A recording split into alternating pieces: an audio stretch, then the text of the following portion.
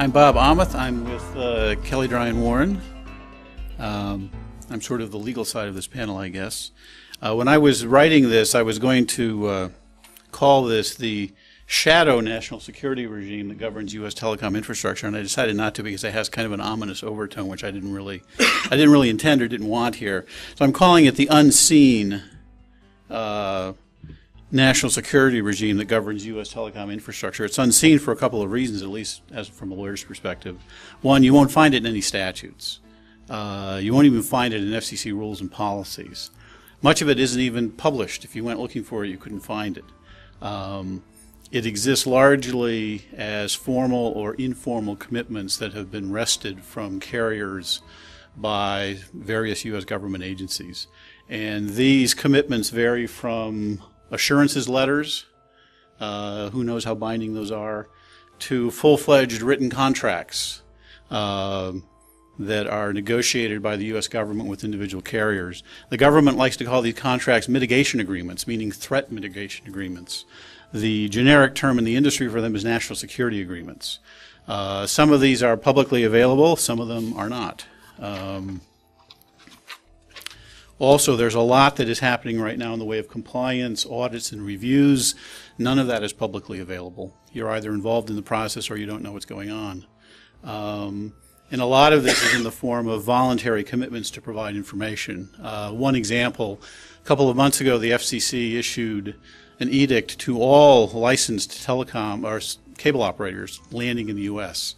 They would like them to voluntarily provide certain information to assist the U.S. government to have situational awareness, that's the term they use, of all of the cable landing in the United States today. If you want to know what that information is, you have to have a copy of the email that was sent out by the FCC to all the cable operators. If you don't have that email, you don't know what is being provided. That's just some example of what I like to call this unseen infrastructure. It's there, but it's not always that visible. So who is doing this inside the U.S. government? There is an ad hoc interagency U.S. government task force that is driving this process. And it's known as Team Telecom, and that's a name they gave themselves, by the way. It's not something that we bestowed on them. They came up with it. They've actually been around since before 9/11. They first got interested in this back at the time that foreign carriers first started buying into the U.S. infrastructure. And back then they said there are national security issues being raised here. And so Team Telecom began to form. Well, who are the agencies that sort of form up this ad hoc interagency task force? Here they are: DHS, DOJ, FBI, DOD, Secret Service, OSTP, and various others. What is their objective? To protect U.S. national security in the telecom sector. Their focus, which is starting to change a little bit, is critical infrastructure with significant foreign ownership. You may ask, why does it matter whether a foreign company owns a cable to try and protect that cable from threats? Good question. But historically, the concern of the U.S. government agencies has been with foreign entities coming into the U.S. and owning critical infrastructure. One of the issues here for Team Telecom is technically they don't exist. The result is that they have no authority to come to a carrier and say, you shall do this, you shall protect that manhole, you shall do whatever. They don't have any regulatory authority at all. Like I said, they don't even exist. So they have to find ways to implement their view of what national security requires. And what they do is they wait until an entity needs something from the U.S. government. And then they find it, they hold it hostage until they sign an agreement.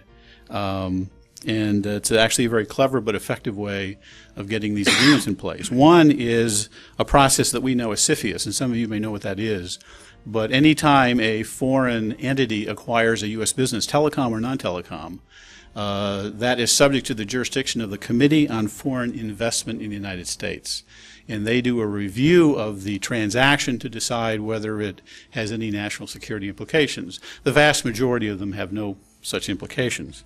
But companies being what they are and lawyers being what they are, they like for these transactions to close without any hitches. CFIUS gives the President of the United States the ability to block the transaction.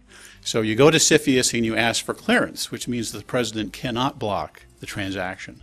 What happens if you go to CFIUS, they say, well, we'll give you this clearance, but you got to sign this agreement. And then you end up negotiating a national security agreement. The CFIUS agreements are not always published. So only people in the U.S. government know how many there are, what they say. There's a second way they do this.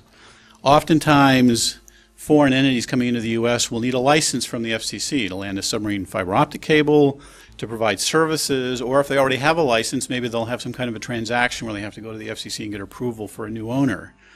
So they have to file something with the FCC. The FCC's International Bureau always sends every filing to Team Telecom. And Team Telecom, of course, looks them over and says, well, we'd be happy for the FCC to grant this license or to approve this transaction, but first we have something we want to talk with you about. And that's when they raise issues about a national security agreement and say, we think you should do this. In some cases, they're very lenient. They're just a letter, as I've said. Certain assurances are made. In some cases, they are extremely burdensome agreements that the foreign entity is required to sign. These are publicly available if you know where to look for them on the FCC's website. These agreements, by the way, take a long time to negotiate in some cases. For example, last year, AT&T filed an application for a trans-Pacific cable called AAG. They are still negotiating with Team Telecom over the National Security Agreement, not done yet. And that's been, what, almost a year? So what do these agreements do? I mean, as I said, there's no one-size-fits-all. They vary tremendously. But here are some of the common provisions in these agreements. There are restrictions on where you locate infrastructure and how you route traffic. There are restrictions in how you store customer and call data and where you store it. There's a newer trend focusing on the physical security of the infrastructure, particularly with submarine fiber optic cables. Most of these agreements today have a requirement to adopt an information security plan.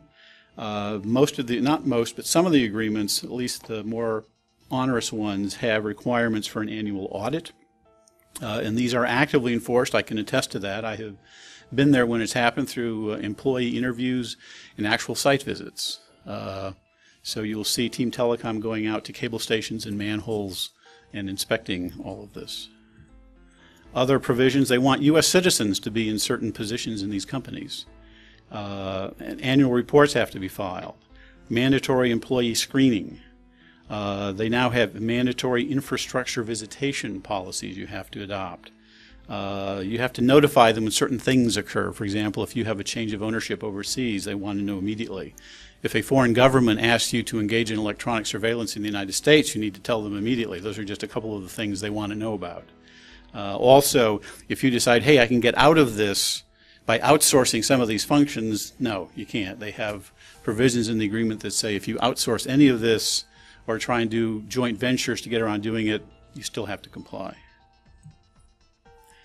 Okay, so who are the people attending this conference who need to be most aware of this? And I was just looking through the list of some of the people attending. I haven't seen them all here, but I've seen some of them.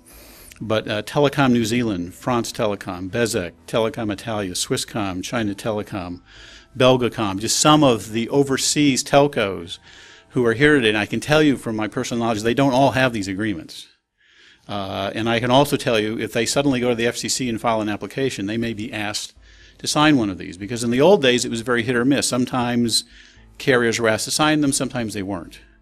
Today, they're much more rigorous about trying to catch everyone. But again, they have no authority to make you sign one of these. They have to wait for you to ask for something.